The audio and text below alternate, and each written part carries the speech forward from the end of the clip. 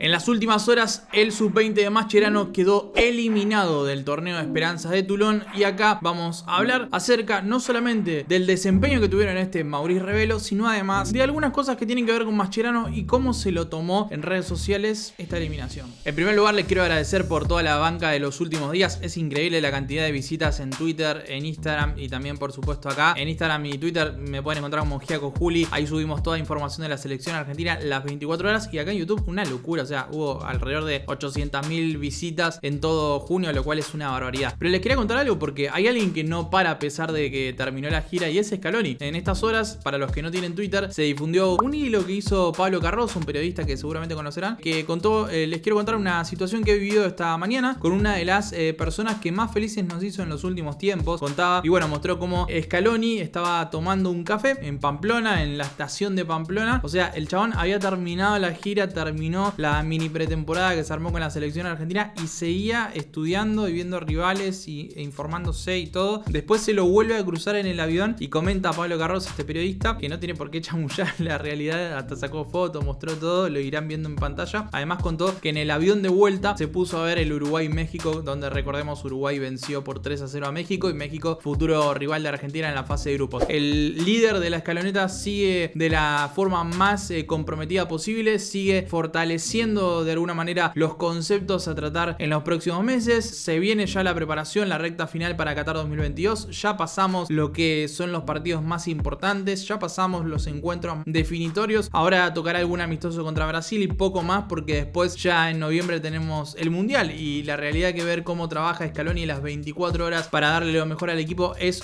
más allá de que son detalles que debería ser cualquier técnico, no deja de ser una curiosidad esta anécdota que cuenta el periodista Pablo Carrozo en Twitter. Pero no estamos acá para hablar de Scaloni, aunque les quería contar esa historia. La situación es básicamente así. Me pidieron muchísimo que hable de lo que sucedió en el Esperanzas de Toulon y dije muchas veces, o sea, no quería hablar después de la derrota 6-2 contra Francia porque creía que era muy mala leche hacerlo, sino que no hable después del 1-0 del debut, no hable del 1-0 del segundo partido, no iba a hablar del 6-2 en donde Argentina sale derrotada de esa forma. Me parecía muy mala leche. Entonces dije, voy a esperar a que termine todo y voy a hacer una suerte de resumen de lo que pasó. Esto es básicamente así. El torneo Maurice Rebelo se juega con 16 equipos participantes. Los que mejor salieron de esta fase de grupos son Francia, Venezuela y Colombia. Argentina se quedó en el camino. Le ganó en el debut por la mínima a Arabia Saudita. Le gana por la mínima también en la segunda fecha a Panamá, sin sobrarle nada en los dos partidos. La realidad es que muchos de estos chicos empezaron a conocerse hace muy poco tiempo, hace apenas unas semanas, e incluso algunos ya habían tenido la oportunidad de conocerse, pero el tiempo de juego juntos era mínimo, con lo cual es entendible que no puedan hacer un gran juego si no hay entendimiento. Es normal, es algo normal del trabajo en selección argentina y en cualquier selección. Y en el tercer encuentro, Argentina necesitaba tan solo un empate contra Francia, uno de los grandes baluartes que hay en la categoría, para poder quedar el líder de grupo, y esto no sucedió, sino todo lo contrario. Argentina pierde por 6-2 de forma categórica, con una diferencia abismal. Hay un Garnacho que descuenta con un doblete, uno de ellos un verdadero golazo, siendo así el gran goleador, el máximo artillero de Argentina en este torneo, ya que convirtió 3 tantos de momento. El otro lo convirtió Castro en el debut. Pero ¿por qué se da esa derrota categórica? O sea, ¿qué pasó contra Francia? Porque para muchos fue algo sorpresivo, pero la realidad es que Francia es uno de los líderes de la categoría y a partir de su proyecto, digamos, estructural, donde no solamente tratan muy bien la captación de juveniles, el desarrollo de los mismos, el potenciar las grandes figuras que tienen y también el desarrollo en primera división de muchos de ellos, bueno, se entiende cómo Francia termina por sacar una diferencia importante. Es uno de los grandes exponentes que podés encontrar en cada categoría. No es sorpresivo ver que Francia, por ejemplo, tiene un combinado A, B y C de categoría en primera división, o sea, en la mayor. Si Francia no puede poner todos los titulares de la última Copa del Mundo, seguramente tiene, y esto está confirmado porque se los nota, una muy buena alternativa como para llevar, por ejemplo, al Mundial. O sea, tienen muchísimos jugadores disponibles, todos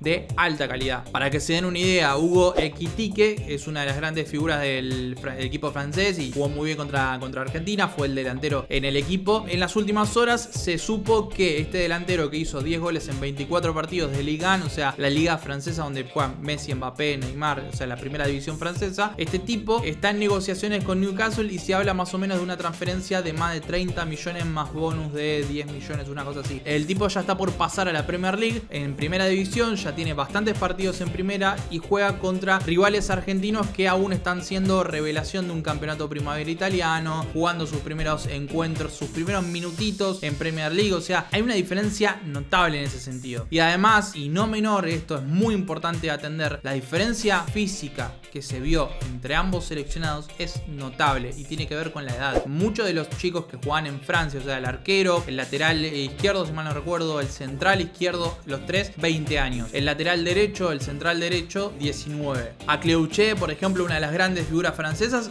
20 años. Los franceses tenían hasta 3 años más de edad que los argentinos. Y ustedes dirán, bueno, pero en primera división, no sé qué, esto se nota muchísimo a nivel juvenil. Muchísimo. Porque vos tenés a Garnacho y Lucas Romero con 17 años y ya no solamente no tienen la experiencia de primera división, no tienen la experiencia de desenvolverse en diferentes situaciones de primera, sino que además de todo eso, hay una diferencia física notable. Entre los 16, los 17, 18, 19 años, vos tendrás algún primo, tendrás algún hermano, tendrás alguna persona que conozcas, que es increíble el cambio físico que se puede ir dando con el tiempo. Imagínate en atletas, o sea, tipos que están entrenando constantemente. La diferencia notable entre ambos seleccionados ya no solamente es de juego, de edad, sino también física. Argentina necesitaba una combinación de resultados para poder pasar. Uno de ellos era el empate entre México e Indonesia. México gana y termina de momento, al momento de grabar este video, como el mejor segundo. Y además necesitaba otros resultados sumados, agregados a ese. No se dio ninguno. Así Argentina no puede pasar ni siquiera como mejor segundo y ahora apuntará a por lo menos terminar quinto en la clasificación. O sea, jugará el partido por el quinto puesto. Este video para muchos va a ser tibio. O sea, para muchos va a ser una cuestión de no puedes defenderlo. Pero quiero hablar de la selección y quiero hablar de Mascherano. O sea, es una categoría formativa, chicos. La idea de estas categorías no es el éxito deportivo. No hay que confundirse con que, por ejemplo, tenés el caso de multicampeones juveniles como en la era Peckerman. Esas cosas son atípicas y son logros históricos porque así lo son, porque son inéditos. Es muy difícil lograr eso a nivel juvenil. Dicho eso, eso no te asegura nada en la mayor. Sí, chicos que salen multicampeones en juveniles pueden nutrir a la mayor, pero busquen cuántos de los nombres de Inglaterra, por ejemplo, que salió campeón en diversas categorías juveniles en los últimos tiempos, cuántos de esos se están nutriendo a la mayor o tienen pinta de que en 2023, 2024 incluso puedan llegar a aparecer. Son pocos, o sea, es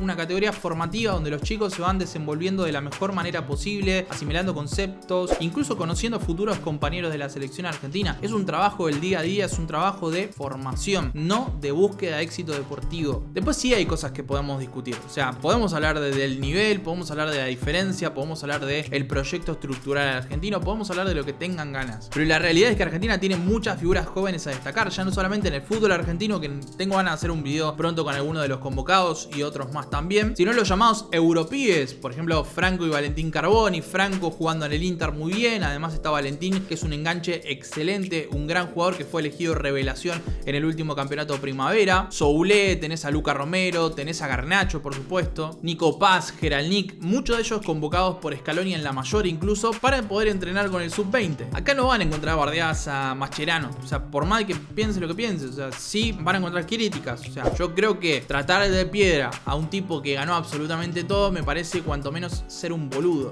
El tipo tiene 2 Champions, es campeón mundial de clubes, campeón de Juegos Olímpicos, bicampeón de Juegos Olímpicos en Grecia y también por supuesto en China. Debuta antes en la selección argentina que en su propio club. Tiene una impronta que se mantuvo durante los años, en donde el tipo fue figura de varios de los grandes equipos que se han encontrado en los últimos tiempos de la selección argentina. Ya no solamente es multicampeón, por ejemplo en Barcelona, sino que tiene la experiencia de haber jugado en múltiples ligas de lo más competitivas y haber dejado un gran recuerdo, haya pasado en Inglaterra, haya pasado en Argentina, haya pasado en España, haya pasado donde sea. Tratar de piedra a un tipo así me parece que es de boludo. Muchísimos tipos han pasado en la selección argentina, desde Messi hasta el Kun, que hasta que no apareció Scaloni no pudieron ganar nada en la mayor. O sea, pasaron múltiples técnicos, pasó hasta Maradona, el nombre más importante de la historia de la selección argentina, y hasta él no pudo comandar un equipo porque no estaba preparado. O sea, pasaron muchísimos técnicos, pasó Peckerman que la rompió en juveniles, todo lo contrario a este inicio de Mascherano, y así todo en la mayor no se pudo más. Pasaron múltiples técnicos muy preparados, tipos excelentes en cuanto a la profesión, y no se pudo comandar a ningún equipo. O sea, yo entiendo que en Twitter es muy de caer en la chicana, en el chiste, lo entiendo perfecto y yo me sumo muchas veces a eso y está buenísimo, nos reímos un rato. Ahora, podemos discutir la capacidad como entrenador. Yo lo tengo en claro, me parece una locura que Mascherano haga su debut como entrenador en una categoría tan importante como es el nexo entre las juveniles y la primera división. Sé que es más importante, por ejemplo, el trabajo que se hace en sub-16, sub-17, sub-15 o sub-17.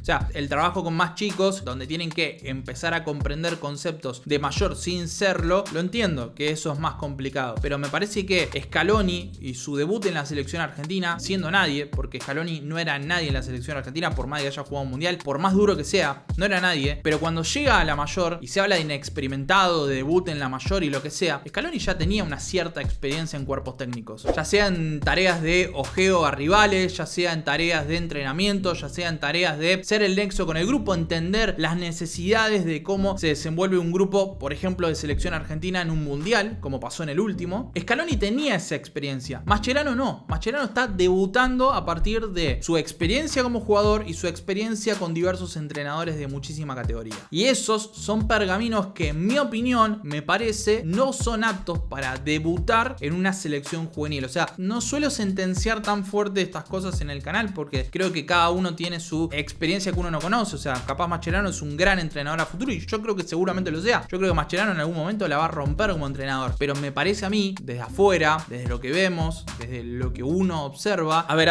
Mascherano iba a ser líder del primer centro de desarrollo en el interior del país. Iba a ser parte, como titular, del departamento de metodología y desarrollo de la selección argentina. ¿En qué quedó eso? O sea, en cuanto tuvo su oportunidad de ser entrenador, quedó atrás todo ese proyecto que se había armado y se apostó por ser entrenador. Que entiendo que cada uno tiene sus necesidades, sus aspiraciones, sus motivaciones, pero es cuanto menos contradictorio lo que pasa en esas situaciones en donde se propone un proyecto y después se lo deja de lado para apostar por algo personal. Vamos de vuelta. Mascherano seguramente sea un gran entrenador al futuro, asumió la responsabilidad, tomemos las palabras de él. Él dijo contra Francia, o sea, fue mi responsabilidad. Argentina tiene un gran plantel de juveniles, tiene muy buenos futbolistas, incluso muchos quedaron afuera. Bardear a Mascherano me parece un montón. El éxito deportivo no es el gran objetivo de torneos como el Esperanzas de Tolón. Y más o menos se resume así este video. Los quiero leer en comentarios, por supuesto. Sé que muchos no van a estar de acuerdo, sé que muchos sí, porque siempre pasa. Pero puntualmente el tema Mascherano siempre trae sus pros y sus contras. Y yo soy bastante tibio en ese sentido. No tibio, tengo bastante claro estas situaciones de decir, o sea, un tipo tan importante que nos ayudó a llegar a una final del mundo no puede ser jamás insultado de la manera en que lo es. Después, bueno, el juego de Twitter es lo que es. Nos vemos en apenas unas horas con muchísimo más contenido. Gracias por toda la banca de todos días y por supuesto estén muy atentos porque vamos a seguir subiendo contenido cada día acerca de la selección argentina.